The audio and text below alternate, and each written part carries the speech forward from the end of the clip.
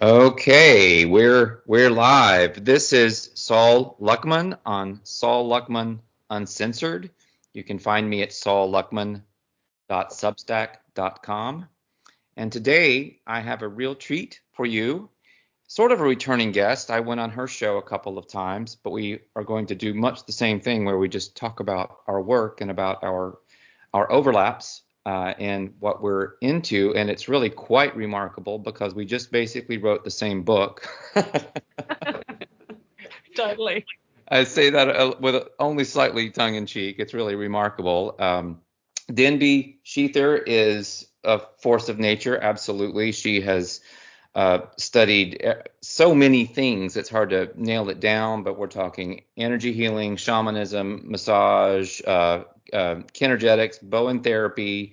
She's the author of Mana Yoga, Discovering Your Yoga Nature and Spirit You Reality, What Seems and What Is. And most recently, she wrote this amazing book called Dying to Live. And she published this or was writing this around the same time that I was working on my book, which is Get Out of Here Alive. And both books are about death and dying and the afterlife in some ways. And it's really remarkable how much ground we have in common. I mean, there are differences, but who cares? Denby, thank you for joining me today. I've really looked forward to this chat and looked forward to catching up with you again after sort of following you, realizing you've been going through a bit of a time of it. And my heart's gone out to you, and I've tried to send you some positive vibes along the way. I've received all of them, Sol. Thank you so much. It's always a joy to connect with you. And I feel that yourself and also Lee as well, we're all sort of in this triangular sort of energetic communion on a regular basis anyway. But it's great to actually, physically talk to you here now. And yeah, it's just so trippy because I've just finished reading your book and the similarities are just nuts. So I'm reading it actually just going, God damn it, you're writing my book. I know. It's just lovely. It's lovely. Just for a start, thank you for that wonderful introduction. And you obviously, it's just like a toilet roll of things that you've studied throughout your life as well in your journey. But you start and end with a reference to Jim Morrison, and I end my book with a reference to him. And you also start each chapter with a quote of all these different amazing quotes that pertain to that chapter. And I've done the same thing. So just little things like that too. I'm sort of like going, does everyone else do that? And I've looked through a few other books and not everyone does that. So it's just so bizarre. It's all perfect, of course. It is bizarre. We decided we were going to chat and sort of share our books with each other before we really knew what we were both up to. Exactly. It was really, really strange. I remember you sent me a copy, a PDF of your book, and I'm going, oh my goodness, this is really, really wild. And the strange thing is that this was around the time that I had been reading Miguel Connor's new book, which is about Elvis. It's called The Occult Elvis, and there's so much overlap there too. It's just absolutely remarkable. He has the Aeon Byte channel. Yep. On YouTube, and I'm going to be going back on there around the publication of my book on the 20th of March, and we're going to talk more about Get Out of Here Alive, and also about his book, I hope, because of all of those amazing cross connections that are going on there. But yeah, so there's a wavelength here. There's like a zeitgeist going on, or people who are sort of looking at what's going on in this so-called reality and what it means to enter and exit it. Yeah, totally. And one thing that came up for me in the first couple of chapters of your book, Sol, was because I think I'd listened to David Icke of all people talking about it, and I've read bits and pieces of it, but it's the ring past not. I'm sure you've heard of that and read about that. It's like this, like almost a gateway or a layer of consciousness, I suppose, that is like once you get past that, you go into all sorts of realms. I'm not sure, I'm not really clear about whether you can actually come back into this realm once you've gone past this place, or whether it's been misconstrued as, through all the biblical channels as being some sort of taboo no man's land that no one should go to. But I mean, there's so many different things that came up for me when I was reading your stuff. I love, Out Through the Indoor as well, and just all the different, reading it, I literally was having lots of deja vu types of experiences as well. It's just, I don't even know where to start to unpack. I'll let people know that the ring past naught thing is a theosophical term. It comes from, I think, Blavatsky, The Secret Doctrine. So it is this idea that the manifestation, this world that we're in, is connected to a spiritual world or reality. And that's a really good question. Can you come back in? I'm not 100% sure, whether you can do that if you leave. Let me just give people an overview from my perspective of using your friggin' table of contents, which is wild, because what you did in Dying to Live was look at the phenomenon of death from a myriad of perspectives, some of which people might not even have thought about before, like, oh yeah, that it really is connected to death, or that's a fascinating optic on death. And I think you also managed to write about something, profoundly scary for a lot of people and depressing in a way that wasn't scary or depressing, which is quite a feat. I mean, I really hope people will go out and just get your book and read it. It's Dying to Live. It's really, really good. So you had some stories, some autobiographical stories in the beginning, and then you got into facing reality, speaking of death and life across time and space, stages of grief, natural death, choosing death with euthanasia being a subcategory, suicide and postnatal depression, slow death, living and dying with dementia, whispers from the grave, new age, afterlife, the silencing of self-love, death and religion, burn or bury, accidental death, criminal intent, stillbirth, neonatal death. You got into abortion. You got into some of the pharmaceutical issues around certain interventions these days. You got into a lot of heavy stuff around abuse, again, without making it super heavy or going on too long about it, I thought.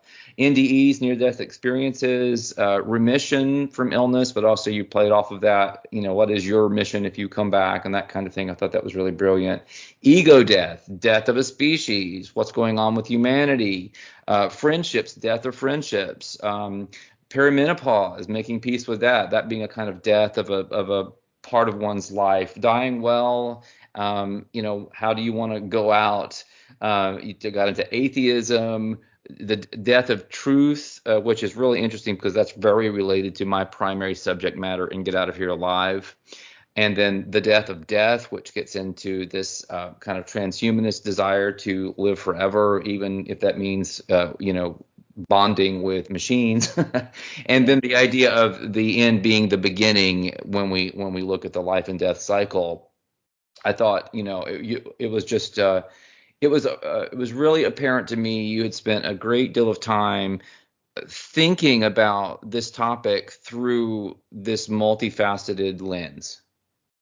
Yeah, and when you read all those out, I'm just like, wow, I really do sort of cover a lot of stuff. It just kind of flowed out of me, which I think, I get the feeling when I read your books as well, Sol, that happens for you. You get into a certain zone and things, and you have an idea or a concept, but then it just comes through you when you get into that flow. And as I say in the book, and as you've said too, this started off as a journal for me, processing my dad's cancer diagnosis last year. So I literally just started writing out stuff, and then my own memories came out around what my family's experienced around, obviously death and suicide and connections to murder as well as in there, and my own experience with abortion, etc. And so quite personal things that I'm sure that many people can relate to, of course. And then it kind of gets progressively, like I talked to someone yesterday about the burn or the bury, and they were reading that chapter and going, wow, I'd never even considered that, because most people don't think. They just go, right, you're dead, in the ground you go, or off into the cremation centre. So right, that was it, the peat bog bodies that you talked about. Yeah. That was a fascinating phenomenon. Can you say a little bit about that, because that was really interesting. Yeah, and again, it's not, I'm not saying these things are set in stone, because nothing really is, but I think probably the most it's great to hear you say that I've managed to balance that, sharing information and like I try to write it from that perspective of like encouraging people to question and to ask themselves and start to research, rather than like it's a little bit softer than my previous book. But when you come up to the death of death and the death of certainly the death of ego and the death of truth, those are a little bit more confronting sort of concepts for people to deal with. But I felt, again, when I got towards the end of it, I was kind of like ringing out my brain going, I know there's something else that I need to put in here just to sort of plant a seed. So thank you for saying that it's not too dark and heavy, because at my launch last week too, some people were saying that it was like we were sitting there laughing and smiling, and it doesn't, this whole topic doesn't have to be so, I mean, it is obviously sad and depressing for those left behind and the circumstances that people physically die, but when you have that connection to something greater, as you know, it doesn't always have to be, heavy and intense. That's the pathway from grief to gratitude, of learning more about ourselves and this process. And that's what my work does anyway, aside from writing, is the shamanic side of things, is trying to empower people so at least they can prepare as best as they can for whatever they believe, and then not go into that space of death whenever it happens with fear. Yeah, that's really apparent. That was part of your mandate in the book, and you did a really good job. Thank you. And you keep bringing it back to the life side of the equation. Like, this book is not just written to examine death or to help people prepare for death. It's to help people live. You have a beautiful line in here when you're talking about the birth, death, rebirth cycle, and you say few people know this, but physical death and spiritual death are unavoidably intertwined. You can unwittingly bind your spirit to your corpse and create the potential to be energetically harvested repeatedly when you aren't aware of how the greater laws of nature have been hijacked by occult forces, which is very fascinating. That's I know that's a whole kettle of worms right there in some ways, but pun intended. But the idea here for me, I had so many moments of takeaways where I realized, oh, this is really a book about life, not about death. But there's so much in here that's just about how to live well. Yeah, that's great. I mean, one of my clients passed last year. My dad's still with us, by the way, too. That's been an incredible journey, even having these conversations with my beloved dad about his cancer diagnosis, how he's choosing to do things naturally and just surrender to the process, and it's been really interesting to sit and talk him through writing his eulogy, for example, and now work through that process. For someone who's a Virgo and an academic and very intellectual, and has always said believes in the Big Bang and there's nothing after death, it's just all black. He said at the launch last week, now after reading this book and being exposed to all my stuff in the last 4 years, that he now believes that he's facing a transition and it's not the end. And if I can get my dad to have that sort of epiphany on his own, of course, that's the intention. Like with yours as well. It's really impressive. It's huge for him. I mean, I nearly fell off my chair and, of course, burst into tears. It was just like, wow. So there's I mean, as you know, and you've written certainly more books than I have, everybody's got a book in them, if not several. And certainly in the last couple of years, this topic, as you and I have obviously picked up on, and there are lots of other people who have written books on death. I mean, Stephen Jenkinson writes a great one, Die Wise. I don't know if you're familiar with that one. I'm not.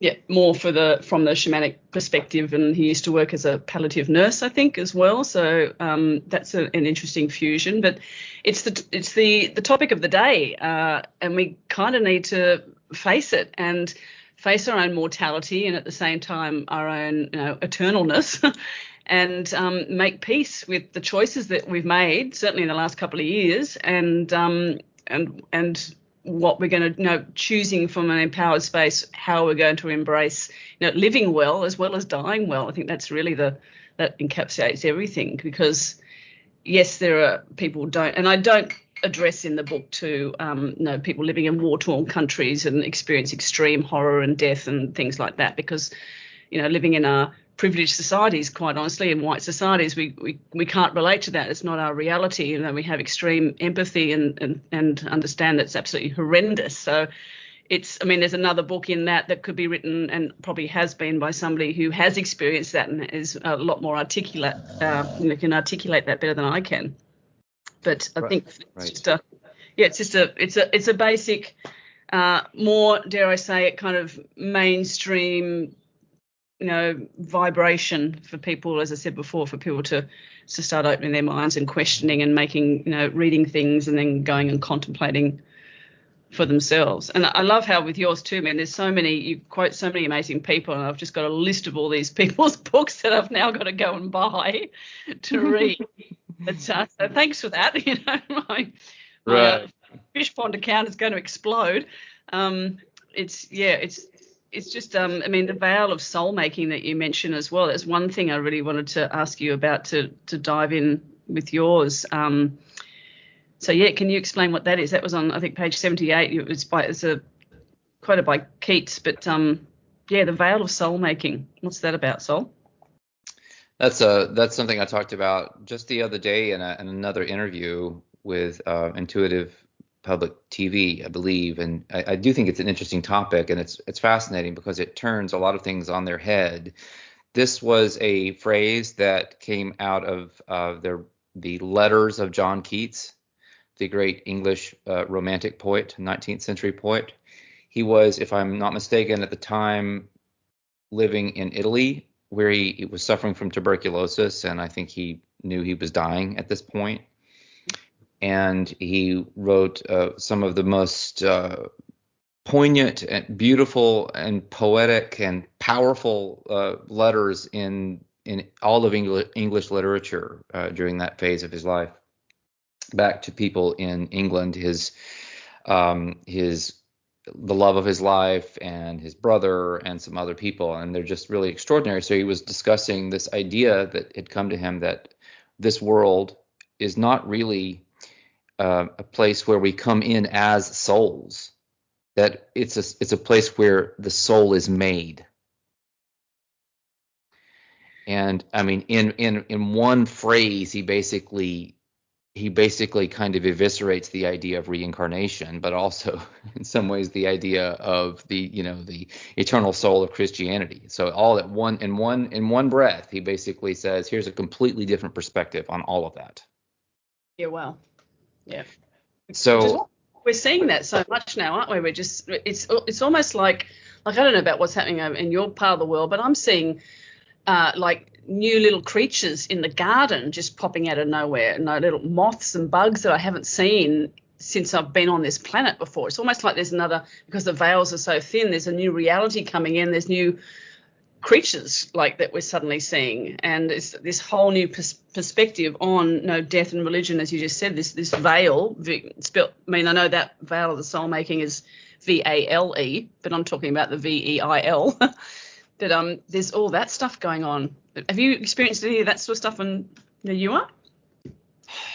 I don't know. I haven't been paying attention to that side of things. And when I go out in nature, a lot of times I'm either like riding my bike or I'm in the ocean. So I don't necessarily have quite the my hands in the ground like I used to at one point in my life.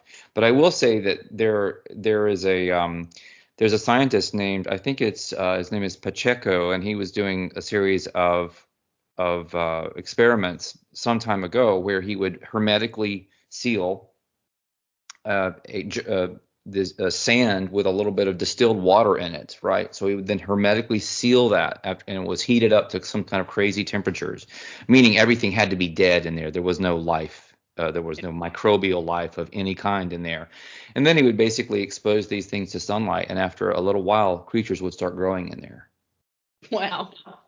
And he repeated these experiments. I mean, it's just remarkable. And so the idea that our DNA is actually kind of a wave that comes into this world morphically is very supported by these experiments. So, back to the ring past not, perhaps, something's coming in and setting up shop, and it doesn't have to, it doesn't really need much of an intermediary at all. It can just show up.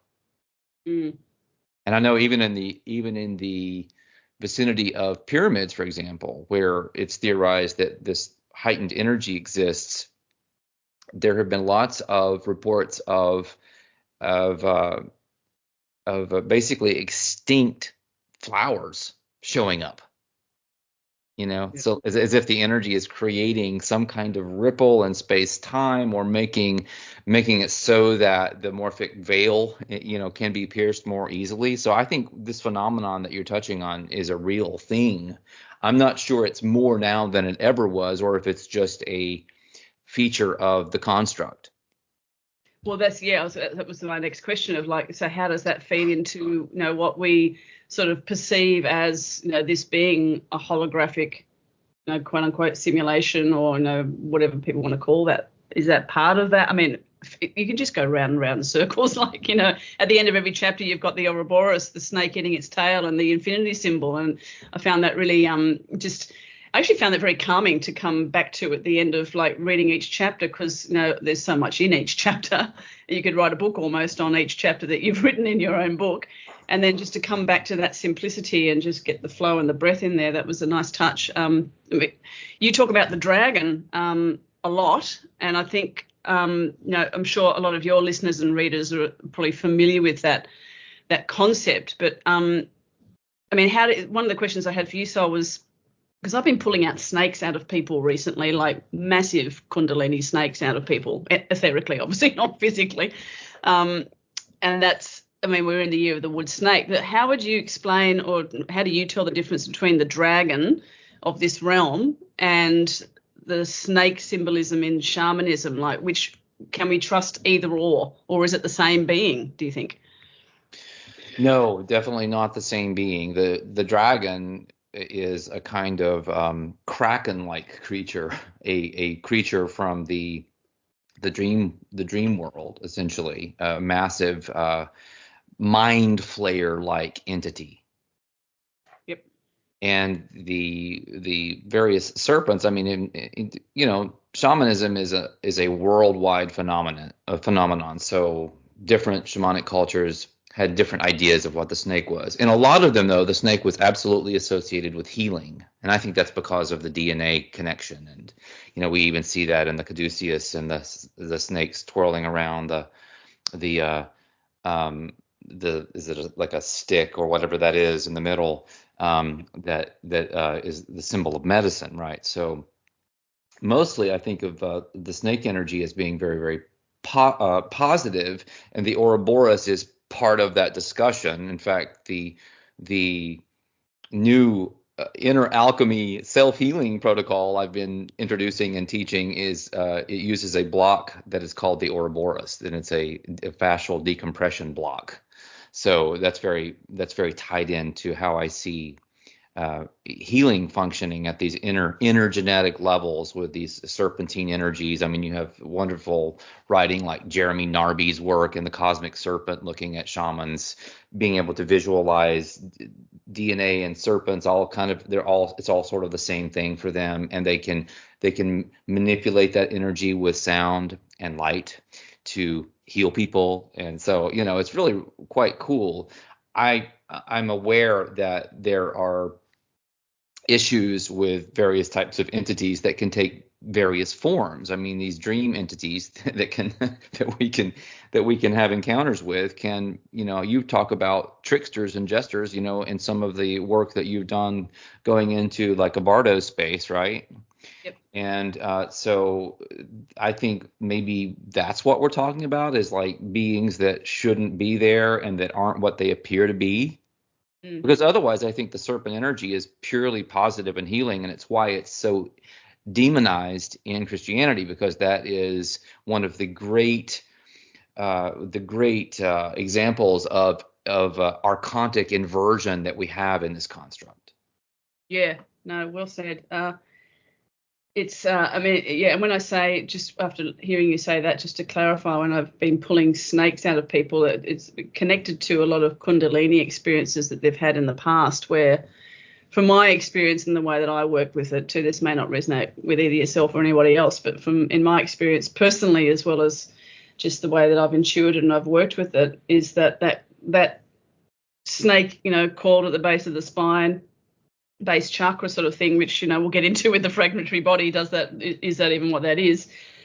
It's like an imprint. So when that energy comes through and that snake type of energy is released, it actually the imprint of that needs to be removed from that person's energy field. And that is when that happens, which obviously doesn't in pretty much, I'd say, dare I say, 99.9% of Kundalini yoga classes, because they're not aware of that and they don't know how to do it, then that just keeps recirculating like a pinball machine within the person. And then they have this amazing experience and come out of themselves. And as you know, some people can literally go so far out of themselves, they never come back, and they're in a zombie psychotic state from like they've had LSD, a bad trip or something. Yes.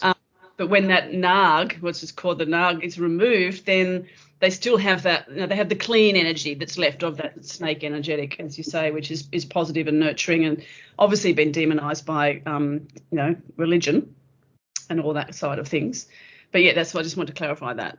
Oh yes, all the nog and the even we have Harry Potter and Nagini, but if you think about Nagual and the Mesoamerican shamanism, this has to do with I think there's a cross-cultural pre-modern civilizational etymological connection there, because it's too easy to see the similarities between those sounds. So yeah. All these shamans from Mesoamerica flying over to India back thousands of years ago, through the etheric or however they got there. But okay, so that was a helpful clarification, and I agree that do you see? People don't really necessarily know some of the terminology we're using here. Or do you see evidence based on your experience with regenetics? See energy of the fragmentary body, see evidence of that existing and maybe disappearing or lessening? Yeah, well, I'm due for my next session with you. So anyone listening, I'm going through that Regenetics process with Sol and Lee, which has been fascinating for me, and haven't done it for a while because of family stuff. I've put everything else on hold. But yeah, I'm still. I think until I finish that process with you completely myself, then I'll feel different. I'll be in a different space, obviously, so I will be able to perceive things differently, and things will open up for me. And the process so far definitely has assisted with that. But when I listen to you, Sol, and I read your books, I'm like, I don't even know how you find enough hours in the day to read what you do, mate. You just are reading obviously constantly, and it's amazing. And I read quite a bit, but I also don't, and I don't do this intentionally, but I don't read a lot of other people's stuff. Apart from yours. But for example, when I was writing this book on death, I read yours, but I wasn't researching by reading other people's books on death. I came across the Stephen Jenkinson one, and then Dr. Catherine Mannix, and there are obviously a lot more out there which are fantastic reads. But I kind of don't want to, it's going to sound weird, but I don't want to sort of pollute my own intuitiveness of what comes through me by reading other people's stuff, because then it might go into my field and it might get mixed up with mine. I might end up saying things that are not really truly purely what I need to share. Does that make sense? Absolutely. I don't do a lot of, for example, I don't read a lot of fiction anymore. And when I do read nonfiction, I don't read nearly as much these days as you think, because I'm in an unlearning phase. I'm trying to forget things, actually. A lot of what I go into in my books, I'm just pulling from memory. It's stuff that I read, over the decades when I was a really super avid reader. But I'm not really interested in a lot of people's perspectives anymore. What I'm interested in is when something, a book or an idea or a person, a conversation, a song, when it presents itself to me in that serendipitous way where it's kind of knocking on the door, right? Yeah, then I pay attention to it, but I don't go out looking for things, because I think, based on everything I've determined about how our energy works and what it takes to go on the inner journey, is that if you spend all of your time trying to look for things, you're committing that error, energetically speaking, of putting your energy and your agentry outside yourself. Yeah.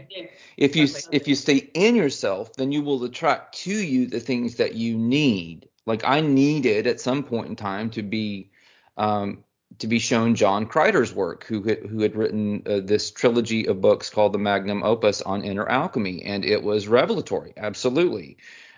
Does that mean that I want to go out and read everything that people have written on internal alchemy and alchemy? Absolutely not. A lot of it I would probably disagree with. It would be a confusing mess of contraindications and contradictions, and I just don't want that in my field, to use your language. So yeah, no, and that's how I came across you too. It's just very fortuitous. And I think it's like, from a woman's perspective, like when you're pregnant, you listen to everybody's stories, and everyone tells you their horror stories, of course, and then everyone gives you their advice, which is all well intentioned and lots of good stuff in that. But at the end of the day, you need to be able to filter through that and then still tune into your own intuitive knowing and trust in your own body and your own process and what you want to do for that birth. So it's kind of like that, because we are birthing books, really, aren't we? So it's a similar sort of thing. Yeah, we're uttering them, right? You're from the uterus of the creative psyche. Absolutely, because we were all females to begin with, right? We certainly were. I've got that. That's a whole other topic. Let's not go there. It's a fascinating topic. That's another thing you get into in your book. I'm just trying to drop some breadcrumbs for people so they'll go read your book. Yeah, cool. That's just wild stuff. Completely wild. On the topic of the dragon, I really wanted to ask you this, because I get people saying this to me all the time, and not necessarily new agers or people that wouldn't regard themselves as in that sort of group or whatever, just people in general that are spiritual seekers. Okay, when you talk about the dragon, as you do in your book, and where this is all originating, that you're going to the loosh and how everything here is a construct for that being that was quite possibly when Venus crashed into the planet and brought all the parasites, then that's why it came into this realm. I mean, it's another trajectory altogether. But what do you say to people that go, yeah, not on my timeline, not on my timeline, like I'm way more powerful than anything here. I don't care if it's if you think it's a prison planet, I'm going to ascend or rise above this. Yeah, I'd say I'd love a glass of your Kool-Aid. Yeah, okay. Expand on that. I'm sure there'll be probably a few people listening to this that might be saying, yeah, well, that's kudos for positive thinking and going, yeah, okay, well, you don't necessarily want to be dragged down into stuff, and everyone has their own experience here that they need to, honor with their free will, etc. But I mean, for someone that just goes, no, I don't believe any of that, do you have a response to that you get asked? Do you get asked that question a lot? I do occasionally get asked that question, and I was being obviously snarky, but I do believe that people who are categorically unwilling to consider this perspective, when you examine our history and all the names that exist historically and cross-culturally for this thing I'm calling the dragon, and it probably goes into the hundreds. Right. Yeah. It's just been documented ad nauseum for centuries.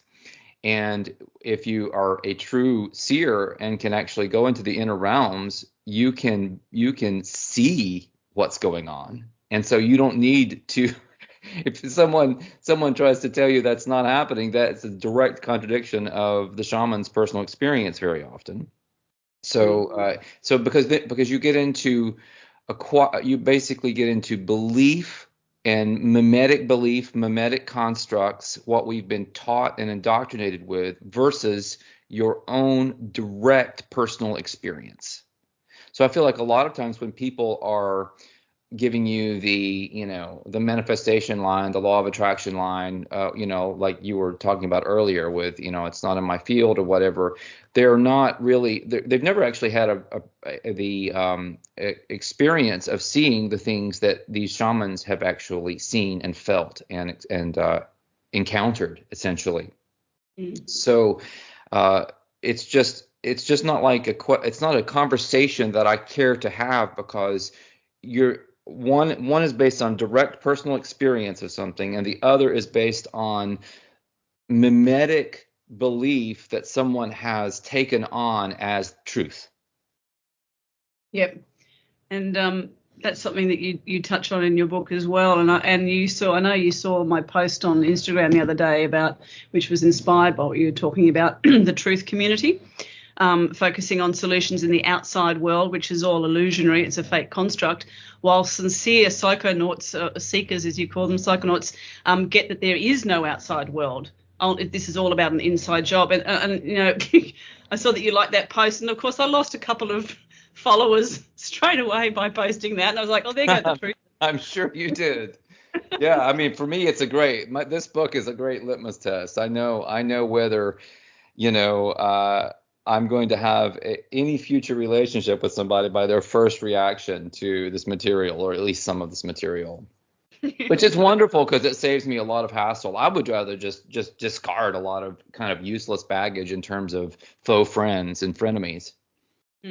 Yeah, I think I've adopted that sort of perspective as well. Like when I lose followers now, I kind of have a bit of a giggle, and I never really wanted followers anyway. I kind of want supporters, if anything, so we can walk together. Not people following me and all the stuff that comes with that. But yeah, that's a big one. As you say, it's a huge mindset shift for people to grasp, almost on par with germ theory and terrain theory, and like when you unpack all the stuff, for example, that's happened the last couple of years. Right. That you've got to keep going back to the foundations, that this thing has never been proven to exist, and therefore anything on top of that is just conjecture. So what's your words of wisdom around maybe people are listening to open their mind to something like that is obviously confronting and quite scary for them? Right. Yeah. Whew. I mean, without getting too deep in that rabbit hole, among other things, this will be going on YouTube, so I want to be very mindful about that. But basically, the question I asked some years ago after the pandemic was when I saw these two sides, these two science camps squaring off against each other, two somewhat freedom-oriented camps, but who really were at war with each other. It was like, I felt like the dragon was having a heyday because it was able to take two groups of people with essentially good intentions and just have them go to war. Yep. Energetically, and they were looshing each other like crazy. It was absolutely insane.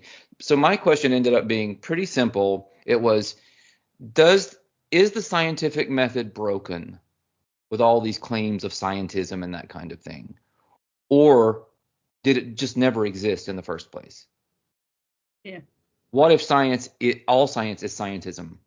What if that is the case because we live in a reality, a so-called reality, that is built by the observer effect? So when you observe something, you create it.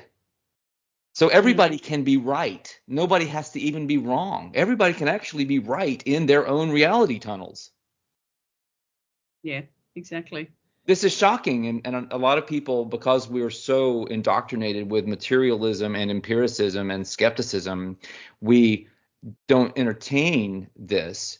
But as, many people have remarked, I mean, our first and primary experience of the world is of a mental nature. Everything else is basically, there's a great physicist who said everything else is remote inference. Yeah. So we know for a fact that somehow our minds are powerfully involved in creating our experience of the world. And where I go with that is they're so involved that they do, in fact, create it.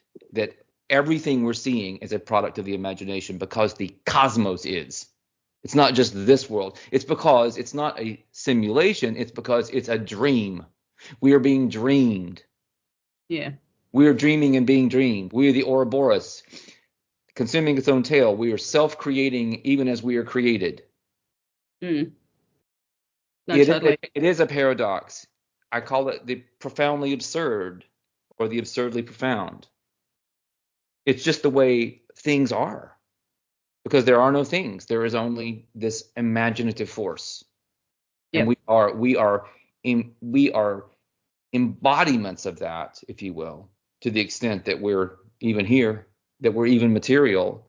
And one of our great goals in this life, I believe, this is the ultimate human goal, is to master that power. Yeah, totally.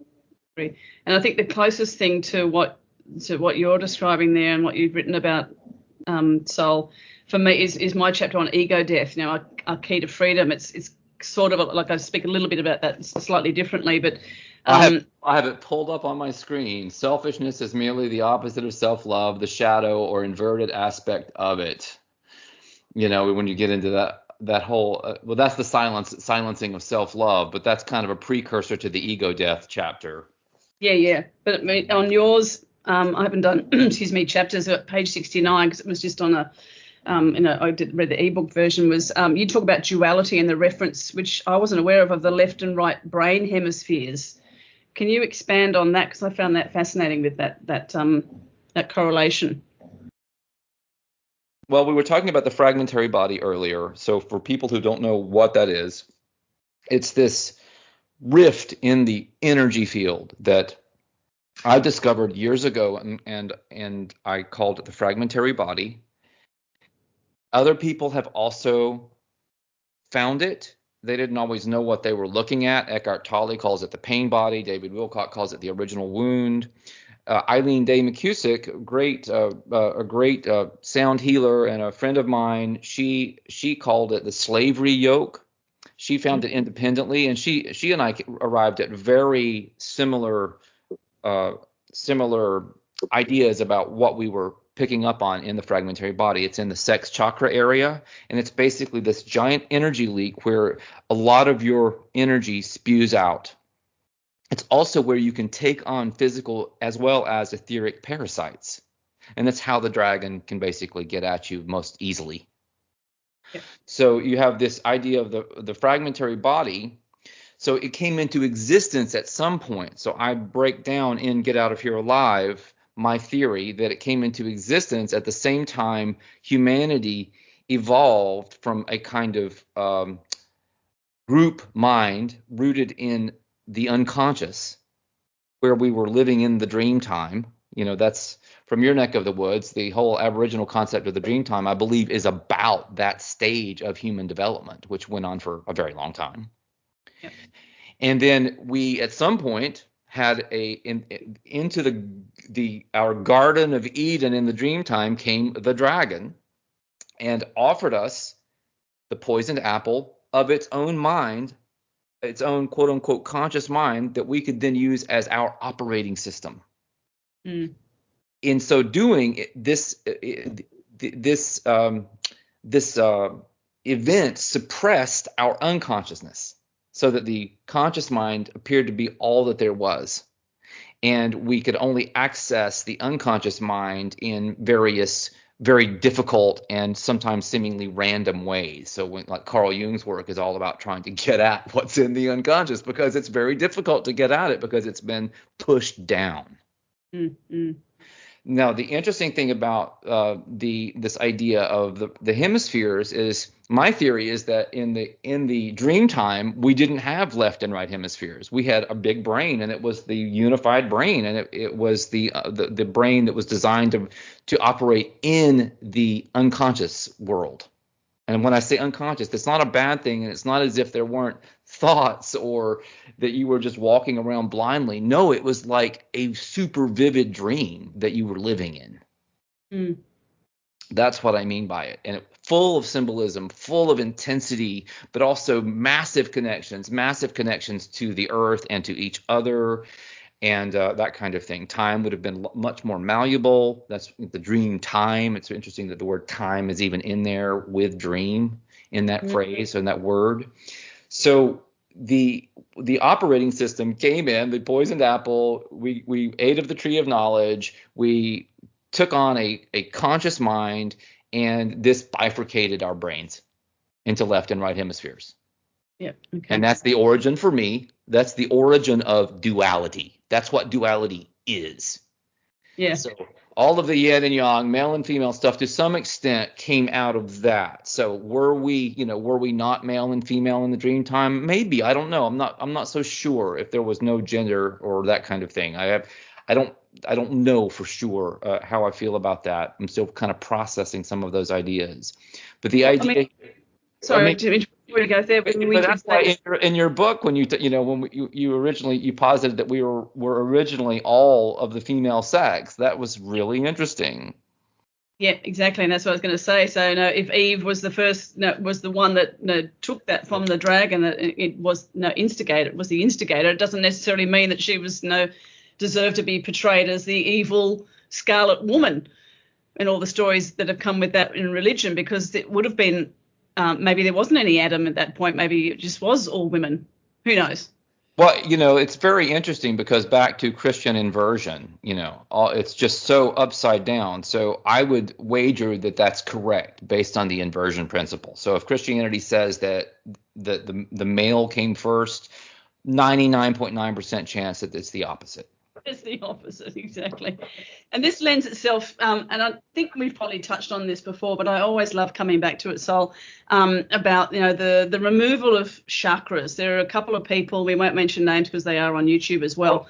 Can I finish one thing about the sorry, yes. Yeah. So the idea is when the operating system was installed, the unconscious mind was suppressed. We actually ended up with a third aspect of consciousness that was created either by accident or design. And that third aspect is basically the proto version of the Holy Spirit. And it's what unites the conscious and the unconscious minds. I believe that the luminous child of Gnosticism refers to that. The alchemical child of alchemy refers to that. It's probably what the light body is referencing in various traditions. So that's all very fascinating, but at the same time, we had the fragmentary body created in us in the second chakra to be the energy drain that would allow the dragon to harvest our energy. So that's the poison in the apple, was the fragmentary body. Yeah, and that's what allows this quote unquote twinning of humans at the moment, of the energetic cloning and the siphoning of consciousness to create a digital version of each being in a different realm, literally within another matrix, another layer of that, quite possibly, or into that's when you dive into the transhumanist stuff. Yes, right. Well, the thing about that is they're doing that with, my understanding is that whatever they create is just in the matrix. It's just another layer of the matrix. How even in the Matrix movies there was like a kind of sub matrix where the Merovingian lived, and all of that kind of thing, and all the back doors and that sort of thing. They're just playing around in the construct with that. What's really interesting about what they're doing, though, is that they're basically, this is what the archons do. They parrot true human abilities and activities. So humans actually have this thing that John Kreider has called the ghost in the machine. It is that Filius Philosophorum, the philosopher's child that I was mentioning earlier. It's the luminous child. We have that. That's the third aspect of our consciousness. You might think of it as the subconscious, but it's the bridge between the conscious mind and the unconscious mind. And it is the magical part of ourselves. It's what allows us to travel non-locally, to heal at a distance, to travel and do things in dreams, to bring back information, even to perform miracles and magic. It is that part of ourselves. So when you see these archontic scientists and people out there going down the transhue route, what they're basically doing is this pantomime of true human creativity. It's all they can do because they have no real creativity. Yep, exactly. And do you think that maybe the whole imprint that is psychology, focusing on the inner child and that their perspective of shadow work is kind of like an inversion of what you've just described to a degree? You mean traditional psychology? Traditional psychology, yeah. Well, I do touch on this in the book. I talk about shadow work and deep shadow work. Yeah. So shadow work is where you begin to take on your shadow and, learn to, what's the word? To see it for what it is and realize that it's just a part of you, for starters, right? So you acknowledge what it is, and also that you can create a more a healthier relationship with it. And when you do that, it can actually produce lots of gifts, and it can give you self-knowledge. It can give you even power and courage. It can give you energy when you do this. So that's, I think, any type of psychology that goes into that has got to be at least somewhat beneficial, because most people don't even want to talk about their shadow self, So anything that can get us to think about that, in the same way that anything that can get us to really begin to contemplate death, this can be a transformative activity ultimately. Now, beyond that, there is the deep shadow work that I mentioned, which has to do with going into the your relationship with your luminous child, your ghost in the machine, and learning how to conflate with that eventually. So you have this dream body. That's like the transhue body they're trying to create. The ghost in the machine is the dream body. That's a wonderful term that Arnold Mandel, who just passed away this last year, he used in a fantastic book a few decades ago, and he pioneered a certain kind of psychology. It's called process-oriented psychology. Very fascinating thinker, wonderfully holistic in his approach to things. So we're really talking about, in the deep shadow work, learning how to not only see and feel the dream body, but step into it so that you can become it. The idea is that when you are powerful enough and you've created that dream body as something very real in the etheric, then when you die, you can step into it and be immortal. And it will be just like having your body, except it's designed for travel in the dream world. Yeah. So what do you hypothesize or believe, perceive happens then in the case of people, as I said before, removing their chakras or overactivating them as well? Who knows? If that happens, how do you see that impacting that journey that you just described if they don't have any chakras? So people, you mean the movement of people who are claiming to remove their chakras? Yeah, you don't need them, or they're implants, or they've got to be changed around. In relation to your work with the fragmentary body, there's a couple of questions in there of like, how is that different, and is that safe, necessary, good? And then if they do that, then how do you see that potentially affecting their journey with moving themselves out of this holograph? Well, I will speak about the regenetics model, and maybe we can touch on some other things that might disagree with that. I'm not au courant with all of that. I don't really follow a lot of that. I've heard things, people have left comments on certain things, but I don't go looking into any of this stuff because I really don't care. I mean, there's always going to be people out there talking about the soul trap, or no chakras or no DNA or whatever, and it's like, whatever. It's just, it's there's always shit pot stirrers at all times, who are part of the Loosh Fest and the balanced imbalance that we're experiencing here. Yeah, but I agree. Anyway, in the model that Lee and I developed, decades ago, we determined that in addition to the 7 chakras that most people talk about, there were 2 other ones. There was one slightly above the head and one slightly above that, within like arm's length, though it wasn't super high above your body or anything like that. And that those were the kind of like genetic chakras, the things that steered in I guess if we come into this veil of soul making, those would be the things steering in the energy that helps us materialize. And then a lot of what we experience during our lifetime would be processing through the 7 chakras in the body as we perceive it, right? And we realized that also that one of the problems is that the fragmentary body had kind of created this extra chakra. Basically, it had kind of bumped up the chakra structure.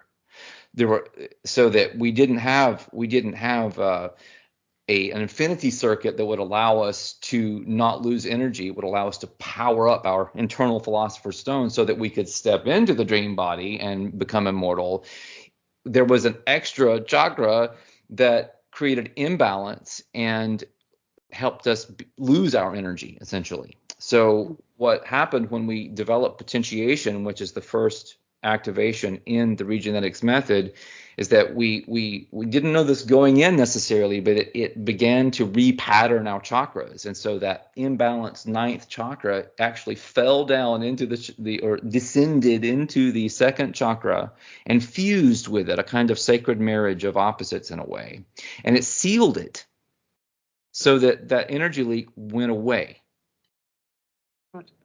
And at that point in time, that's when I'd been suffering from a decade-long autoimmune illness. That's when I really began getting well. I'd already started feeling better before that point of my process, but that's when things really took off for me. And a lot of people have said that happens about 5 months after you experience the potentiation activation. That's when the sealing occurs, and it can be very dramatic and life-changing.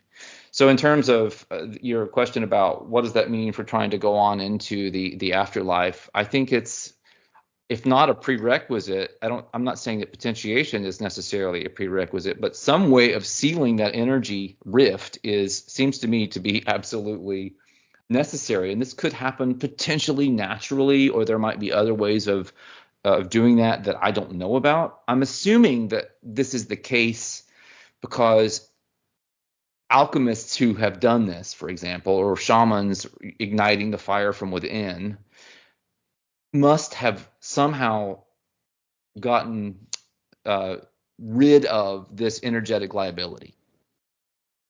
Yeah.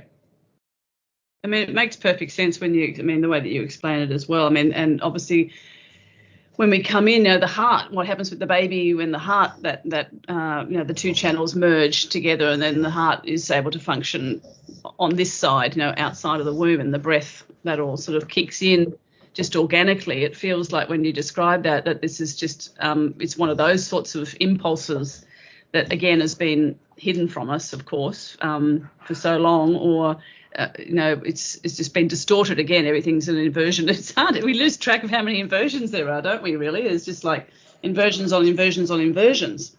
Yeah, it is. It is like a roller coaster ride through this inverted territory. Absolutely. Yeah, I got a little lost there. I felt like there was a question or something you wanted me to respond to, and that it's fascinating, the idea of the soul coming in and the heart firing up and all that. Did you have a specific piece of data there you wanted me to respond to? No, it just came to me. But now that you say that too, I mean, I write about it, about the Greek belief, because you may or may not remember that I was conceived in Crete and born in Athens, and I've always had a lot of Greek energy and guidance there. And when I discovered that the Greek belief, the ancient Greek belief, is that your birthday here as a human is actually your death day, and the day that you the day that you physically die is actually your birthday. It's a reverse of that, moving from that higher perspective of like you. The essence of you has to die to some degree. This is my interpretation of it, if you're infinite consciousness, which I believe we are now, and that's expansive, then some aspect of that light you need to contract, basically, to come through into this, whatever this realm is, to go into this dense 3D physical body. Yeah, that was very interesting. Yeah, so there's some sort of, sorry if you can hear the dog snoring in the background. That's right. It's not my stomach. And so it's like, so there's a death to a degree. I don't believe that you lose all of your light and all of your power, but you definitely do experience. It's almost like, and if you believe that we come here voluntarily, then it's kind of like a suicide of sorts, of sacrificing the majority of your light in order to come here for this experience. So that was my interpretation of finding out that's what the Greeks were saying, that when you are birthed here, you die to yourself, and then when you die physically, you rebirth back into that expansiveness. I love it anyway. So. Yeah, that's very, very interesting. I mean, that has some relation to this idea of the veil of soul making, that we are perhaps diminished. I believe we're diminished at the very least because what's actually birthing us into the world is the source consciousness, right? So it's extremely powerful and expansive, and it's basically taking one little aspect of itself and pushing that into the construct. Yep. Right? So there's the ring past not also. And so we show up here and then we have to kind of figure out who we are and what this place is. And that's part of the game. It's part of the, people hate this, but it's what it is. It's a friggin' classroom. It just is. It just is. I mean, I was a teacher, so maybe I'm biased, but this is a classroom. And it's a really hard knocks, ass kicking classroom. I think of it as a dojo. So where we're getting our butts kicked on a daily basis by Morpheus, we're Neo trying to figure out what that means. It's like a ghetto dojo for sure. Yeah, for sure. It's just really, really intense. And part of that, part of what we have to go through here is this ego death, at some point as we're individuating or, I think those are very tied together in a lot of ways. I loved what you wrote about it. You said that ego death is often misunderstood as the dissolution of one's self-identity, but in truth, it is a profound transformation of consciousness, one that can set us free on all levels. It represents a spiritual rite of passage, a symbolic death that allows a person to transcend the limitations of the ego, our sense of self constructed from personal desires, fears, and societal conditioning, not our true self. This process can be unsettling, even terrifying, as the ego clings to its beloved illusion of control, but it's an essential phase of human evolution, guiding us toward a higher awareness and the essence of our true spiritual nature. I really like that. And then you get into the ancestral trauma and things that can play a role in our problems with a runaway ego, with our narcissistic culture maybe, but also what might be driving us to go beyond that. Yeah, Because totally. because I write about trauma as the double-edged sword. Trauma. People think kind of like with the ego that trauma is just bad, but actually trauma is a spiritual catalyst. Oh, always. But well, I didn't always think that either. I mean, the whole trauma bonding thing in the truth community as well, or just in general for any person, any of us here,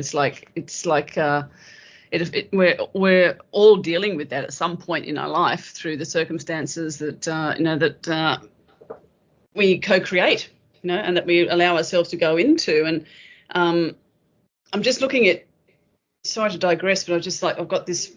It's perfect actually, because it's something that really struck a chord with me when I was reading your book in chapter 11, and I've just pulled it up here. It's page 62. Procrastination, friend or foe, and I think that sort of ties into that, because a lot of us do find ourselves procrastinating and umming and ahhing and sort of taking one step forward and 500 steps back as far as our personal growth journey goes, and what we're willing to open our minds to consider, and new information and stuff. And I love the way that you describe that. What if procrastination in its own quirky way holds the key to unlocking a deeper well of creativity?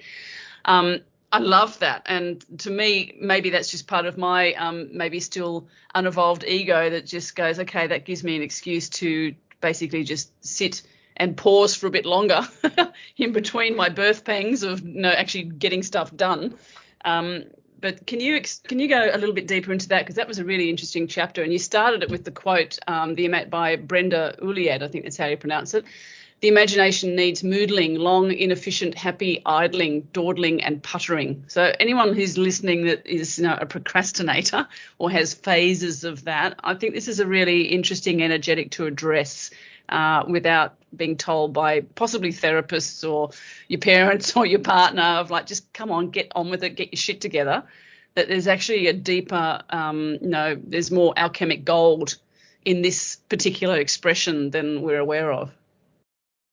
Yeah, I'm glad you like that chapter. There's so much in it that I didn't even get into, that could be unpacked. But if you think about the phrase pregnant pause, right? We're talking about the power of the pause here, and how a pause in our activity and in our go can actually be a period when something new is birthed. It comes from that, and this can be a great idea. It can be a sense of purpose, a mission, like your remission. What you come back in with after you've kind of been in that void space for a little bit. I also would point out that in alchemy, there is a kind of sacred recipe called the Tria Prima, which basically consists of three phases. There's the in breath, the out breath, and the pause between the breaths. So the void state is incredibly important. And we see this in other traditions as well. But that moment of pausing or procrastinating between the in-breath and out-breath is considered to be, by many meditation traditions, for example, incredibly important, like more powerful than the breath itself, more important. So if we don't engage the void, if we stay glued to our screens, if we're always trying to make things happen, and we're always looking outside of ourselves instead of looking in, to go back into some of my language in the book, then we don't take advantage of the power of the pause. Yeah. And I think while you're saying that too, I mean, I've got another question that's forming, but when you say that in yoga, because I'm a yoga therapist too, we call that the kumbhaka breath. It's and I teach you quite a bit of like the holding of the breath and then relaxing into that, either at the end of the breath, so there's no breath in the body, although it's never a vacuum, so there's something there, but just relaxing into that state of letting go and feeling like almost similar, like if you're underwater and you just try and be chill with that rather than panicking about, I've got to get to the surface and take another breath. And then as you say, the top of the in-breath of holding that fullness without creating extra tension and without letting bits sneak out and taking another sip, and just learning how to reside in that pause that's an activation in itself on so many levels, and another podcast altogether, isn't it? You're absolutely right. I mean, even the pragmalchemy work that I mentioned earlier, it gets into that a little bit, where you're basically doing this myofascial release, you're doing breath work and with visualization, and you give yourself permission to go into those void states, those pauses between the breaths. You don't have to, and that's the beauty of it. You just let yourself do what it wants to do on a natural basis. But if it wants to, that pause is always there with every single breath. So it can really act, like you said, activate you. So what in your heart, in mind and perception is activation? What is it really? I guess it depends on the context. In my life, activation has been about receiving some type of energetic input that changes my energy and my inner genetic structure, and that creates real change in my life, either on physical, mental, emotional, spiritual levels, or some combination. So that's how I see activation. How about you? What do you think about activation? Yeah, similar. I mean, I get this visual of activated sprouts for some reason. I'm just thinking of activated charcoal. It's just it's elevating oneself to the cleanest next higher level of expression, of frequency, of almost like the snake skin, shedding that skin, that old self, and all the consciousnesses and beliefs and attachments and blah-de-blahs with that skin to emerge and renewed, and in that vulnerable and sensitive and tender, but more more refined, rarefied, I suppose. Yeah, that's that works for me. Absolutely works for me. Certainly, I do see it as a kind of upward spiral where you get activated and you spin upward for a while, and maybe you slow down, and maybe you go back down. It depends on what's happening. And then you can receive another activation, and then you can keep going higher, whatever that means. For me, higher is going to be related to that all important theme, which is harnessing your power and the power of your imagination, really bringing your ability to create with your mind and to have enough energy to make that a real thing, or a real experience. Yep.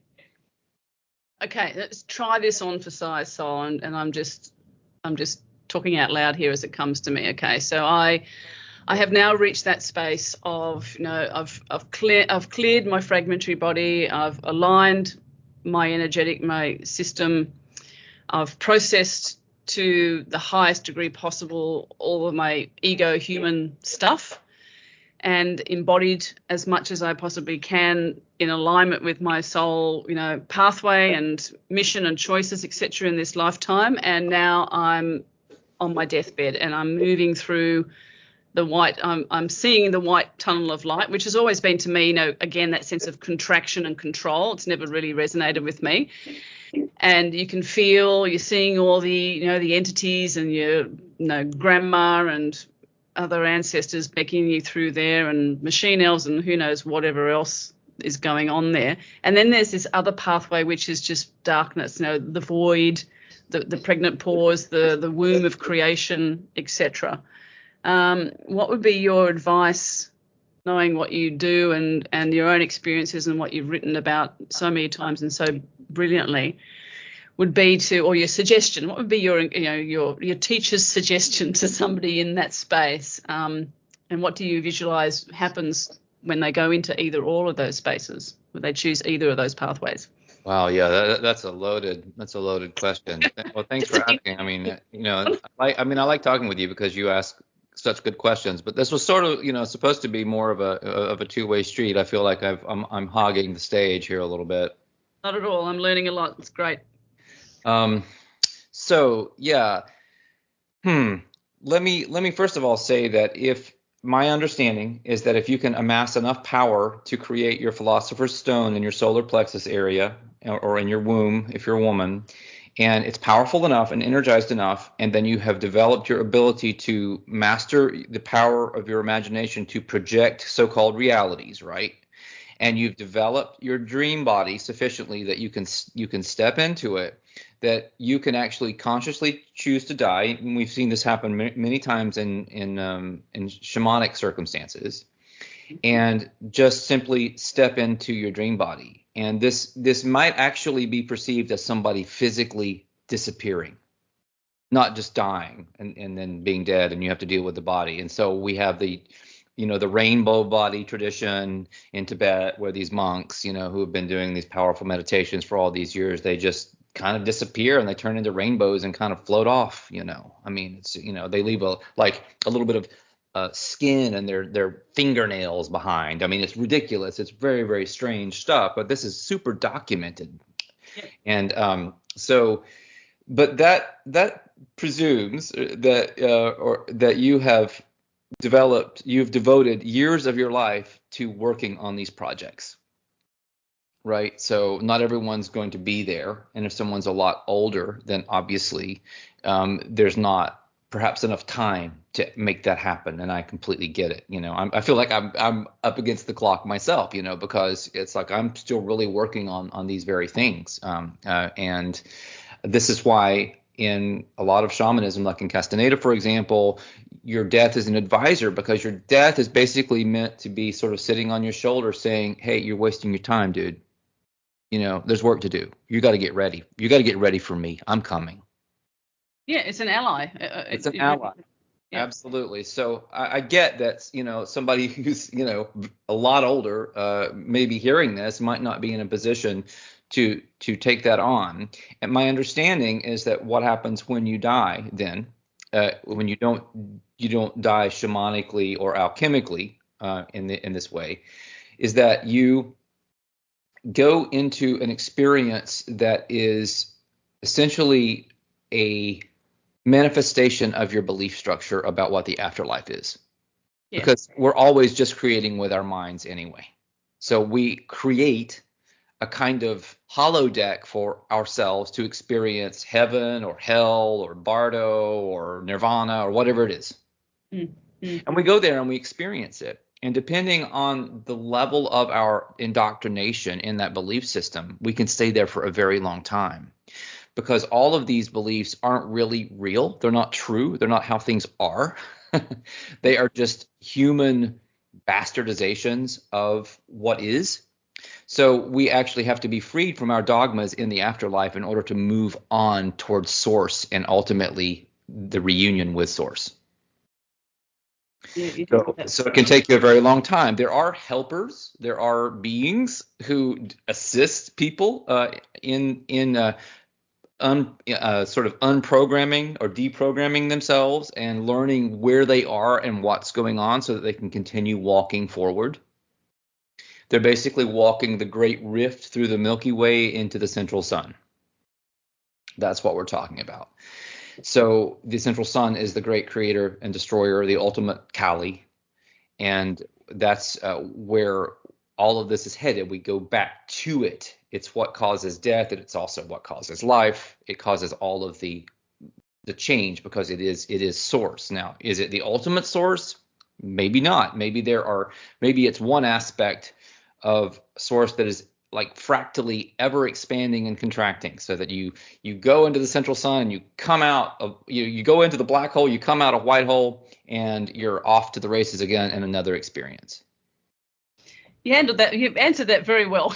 It's a big question, and I resonate with that. And I suppose it's like, yeah, the more prepared, again, we talked about that earlier, the more prepared you are, and the more self-mastery, the self-love, self-care, healing that you can do on your wounding in this lifetime and ancestral stuff that you've put your hand up to carry forwards is going to prepare you, as best as it can to go wherever you see, home being.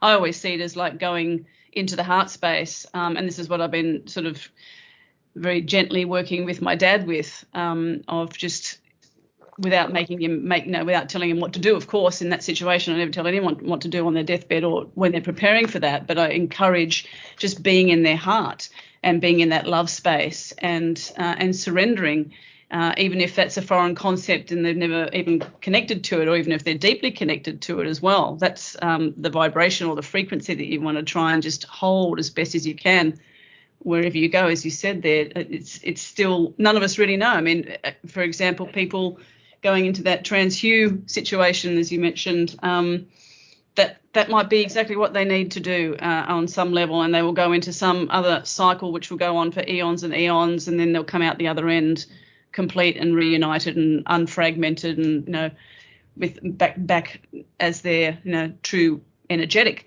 however long that takes. I think I kind of like to hold. I like that a lot, Denby, because people can get so bent out of shape over many of these concepts. But basically, I believe that no one is left behind, and that the source consciousness, that the great central sun, the galactic center, however you want to describe it, it wants to recuperate all those fragments of itself. It's part of its own mandate is to become whole again, so that it can move forward too. Everything is evolving in a way, and I put evolving in quotes because that's a loaded term, but everything is changing constantly. Yeah, no, I agree. And I'm sorry to interrupt you, but I just wanted to wanted to give you the thumbs up on what you were saying.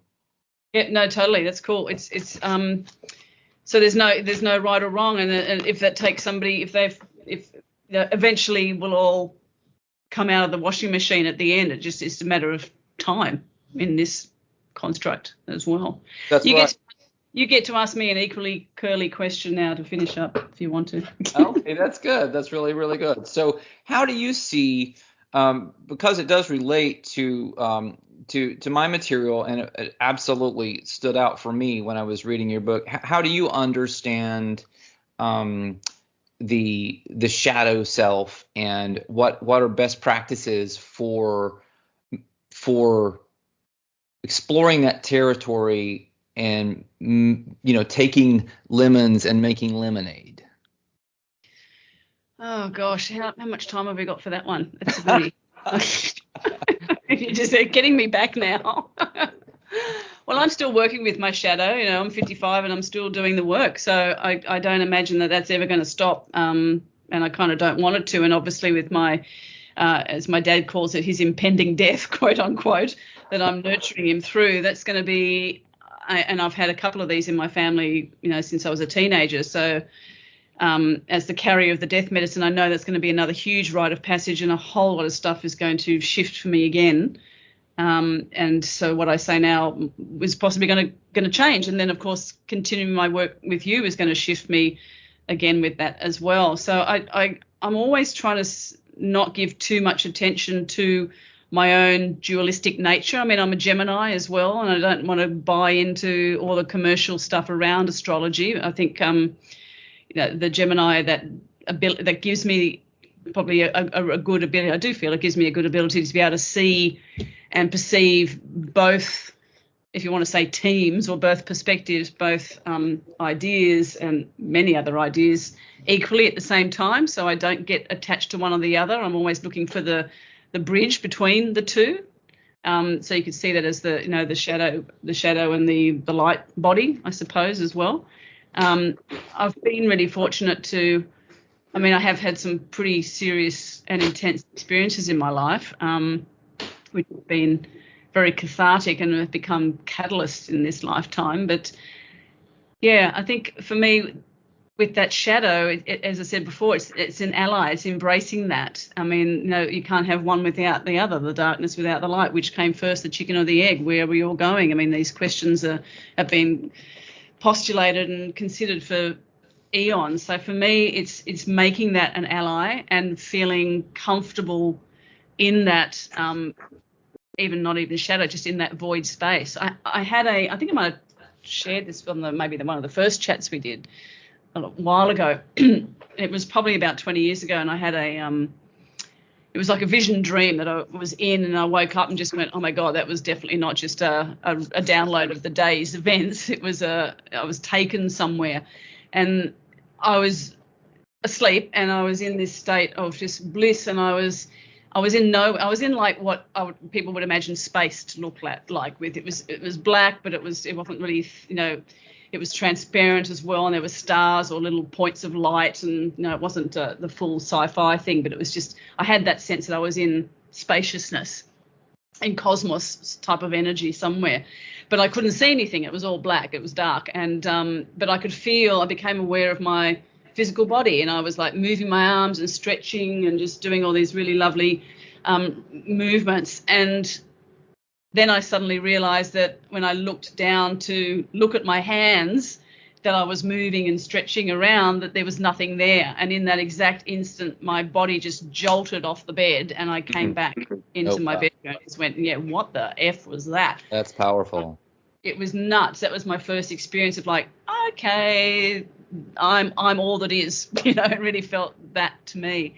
And that was with no psychedelics or anything. That was a long time ago. And I'm not saying that you have to have psychedelics in order to have that experience, but quite possibly that does help open people up to those things. And that was an initiation for me. And ever since then, I've just been like, I'm not afraid of whatever is out there, because I've had this deep connection, and since then developed it, of my sense of not identity as a human, but of my energetic self.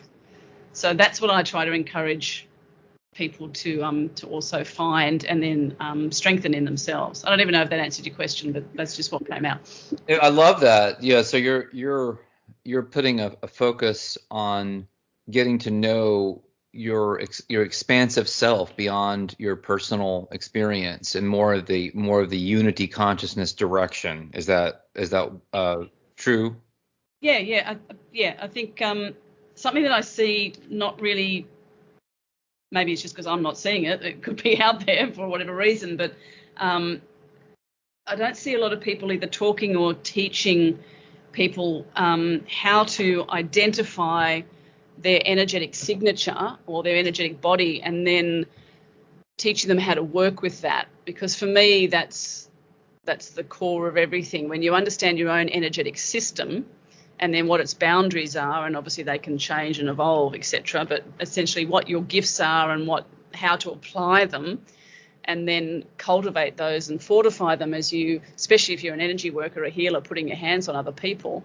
I don't see a lot of that happening, and therefore, in my experience with clients, I've only been doing this for 25 years, so a novice compared to a lot of other people, but still I have a lot of experience with this. Is that has got a lot to do with how much infiltration and psychic attack and discord as a human in their life they experience as well. And especially being a healer of healers, when I have a lot of healers come to me for a recharge as well, and that I mentor, when I mention that to them, they go, what are you talking about? So I think that's one of my main gifts in this lifetime is to work with my own, finding that, because I'm flappable in that, and then helping others identify what their energetic system is, and then how to clear and purify, which is why I'm really drawn to your work. And then hold that no matter what, even in the face of death, well, especially in the face of physical death. Yeah, I think you just outlined your next book. We might have to do it. That would be a great book. It would be a good book. I mean, I hate it when people say stuff like that to me, like, yeah, please don't give me another book to write. I mean, I'm doing the best I can, but I am sincere that would be a wonderful book. Okay, cool. Well, I'm putting you down for writing the intro, Sol. Sign me up. I'll be happy to. Well, listen, this has been, amazing, really. What an incredible conversation. I knew it would be. And I hope, people just feel the juice coming off this one, because there's so much energy in what we've been talking about. I want to thank you, Denby, for making time. We spent about an hour and a half here, and I know we could go for another hour and a half, but we have lives, so I want to honor that. Yeah. Fantastic. I've got a dog sitting on the couch saying, "Take me for a walk now, please." Take me for a walk. So where can people find you? I know that you're on various places, and I will put some links in the description, but just give people the easiest place to really learn more about your work. Yep, cool. Thanks, Sol. Just dembysheather.com is the website, and the book, I'll send you the link for that. It's on Amazon at the moment. I'm going to change that at some point soon, but I'm just kind of using that to my advantage at the moment. Mm-hmm, sure. And Denby Sheather on Instagram as well. I'm on Facebook, but I've just got a private group there that is called Mana Yoga Medicine, if people want to find that and request to join that, because I've just sort of taken myself off the public platform aspect of it. And you're also on Substack, right? And I'm on Substack as well, yeah, Denby Substack. So I'll send you the links through. But yeah, if someone wants to just sign up the newsletter on dembysheather.com, then they can get hooked into all those other pathways. Awesome, that sounds great. Well, I just want to say I hope we can have another conversation before too much time goes by, because I feel like we opened up some subjects that we could go into more deeply, and that would be a lot of fun. Yeah, totally. Always a pleasure and a joy, Sol. Thank you.